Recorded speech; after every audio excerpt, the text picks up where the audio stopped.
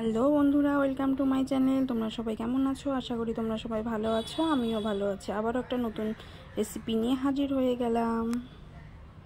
দেখো, আজকে আমি বানাবো সজনে ডাঁটার চটচটি সরষে দিয়ে। দেখো, এখানে আমি সব কিছু ধুয়ে পরিষ্কার করে সজনাগুলোকে নিয়ে নিচ্ছি। দেখো, এখানে আমি কড়াইটা বসিয়ে দিয়েছি। আমার কড়াইটা গরম হয়ে গেছে। এবার আমি সরষের তেল দিয়ে দিব। আমি রান্নাটা সরষের তেলেই করব। দেখো, এবার আমি গরম তেলটার মধ্যে কালো জিরা ফোড়ন দিয়ে দিব। যে ফোড়ন দিয়ে দিলাম কালো জিরাটা।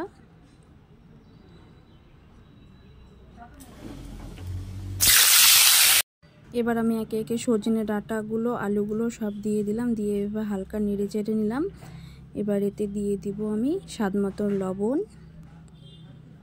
স্বাদ মতো হলুদ দিয়ে আবারও একটু নেড়ে চেড়ে নেব। এদিকে হালকা ভাজা ভাজা হতে থাক। এবার আমি মিক্সিতে সরষা, কাঁচা লঙ্কা গুলো পেস্ট করে নেব। হালকা দিয়ে দিব জিরার গুঁড়া, দেখে নাও। দেখো, এইদিকে আমার মশলাটা পেস্ট করে নেওয়া হয়ে গেছে একদম ভালো। হালকা আমি এখন জল দিয়ে দিব। দেখো, এইদিকে আমার সজনে ডাঁটা আর আলুগুলো হালকা ভাজা ভাজা হয়ে গেছে। এবার যে মশলাটা আমি পেস্ট করেছিলাম সেই মশলাটা এবার আমি দিয়ে দেবো। এতে দিয়ে হালকা নেড়ে চেড়ে নেব। মশলাটাকে ভালো করে কষিয়ে নেব।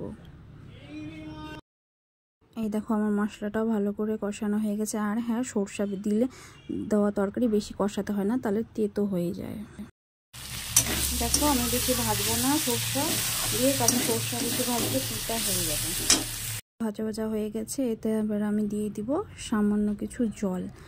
এই অল্প বেশি জল একটা দিব না, শুধু আলু আর সজনে ডাঁটাগুলো একটু সেদ্ধ হওয়ার জন্য। দেখো, দিয়ে ভালো করে নেড়ে চেড়ে নিলাম। এবার নেড়ে চেড়ে আমি একটা ঢাকনা দিয়ে ঢেকে দেব ভালো মতো সেদ্ধ হওয়ার জন্য। দেখো, সেদ্ধ হয়ে গেছে আর জলটাও অনেকটা শুকিয়ে গেছে। আবারও হালকা নেড়ে চেড়ে নেব। সজনা চচ্চড়িটা হয়ে গেছে। এবার আমি নামিয়ে নেব। দেখো, আমার সজনা চচ্চড়িটা হয়ে গেছে আর আমি নামিয়েও নিয়েছি। দেখো, কালারটাও সুন্দর এসেছে। আর গরম গরম ভাতে এরকম সরষে বাটা দিয়ে সজনা জাস্ট জমে যাবে। টাটা, ভালো থেকো, সুস্থ থেকো।